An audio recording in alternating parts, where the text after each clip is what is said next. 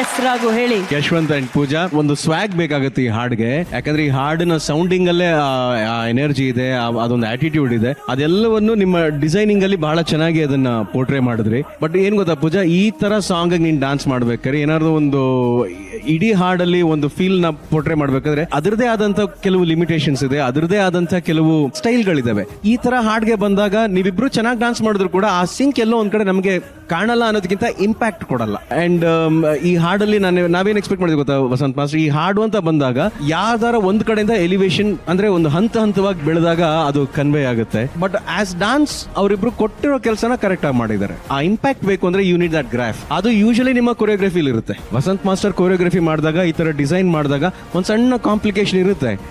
ಒಂದ್ ಸ್ವಲ್ಪ ನಮ್ಗೇನೋ ಪ್ಲೇನ್ ಅನ್ನೋ ತರ ನನಗೆ ಅನಿಸ್ತು. ಯಾಕಂದ್ರೆ ಇತ್ತೀಚೆಗೆ ಯಶವಂತ್ ಆಮೇಲೆ ಪೂಜಾ ನಿಮ್ಮ ಗ್ರಾಫ್ ಆಕ್ಚುಲಿ ಚೆನ್ನಾಗಿದೆ. ಒಳ್ಳೊಳ್ಳೆ ಹಾಡುಗಳಿಗೆ ಡಾನ್ಸ್ ಮಾಡಿದ್ರಿ. ಅದನ್ನ ಎಕ್ಸ್ಪೆಕ್ಟ್ ಮಾಡದಿರೋ ಜಾಗದಲ್ಲಿ ನೀವು ಫೈರ್ ಬ್ರ್ಯಾಂಡ್ ತಗೊಂಡಿರೋದೆಲ್ಲ ಉಂಟು. ಸೊ ಆ ಥರ ಇರ್ಬೇಕಾದ್ರೆ ಸೆಮಿಫೈನಲ್ಸ್ ಅಲ್ಲಿ ಮೇ ಬಿ ಸಮಾಧಾನ ಆಗಲ್ಲ ಅಂತಾರಲ್ಲ, ಆ ಥರ ಆಸ್ ಎನ್ ಆಡಿಯನ್ಸ್ ನನಗೆ ಇನ್ನೊಂದು ಸ್ವಲ್ಪ ಬೇಕು ಅಂತ ನನಗೆ ಅನ್ನಿಸ್ತು. But very well danced. ಎಲ್ಲ ಡಾನ್ಸರ್ಸು ಕೂಡ ಅಷ್ಟೇ. God bless, all the best. Thank you sir. ಇಂದೇ ಡೌನ್ಲೋಡ್ ಮಾಡಿ ಮತ್ತು ನಿಮ್ಮ ನೆಚ್ಚಿನ ಶೋಗಳನ್ನು ಆನಂದಿಸಿ.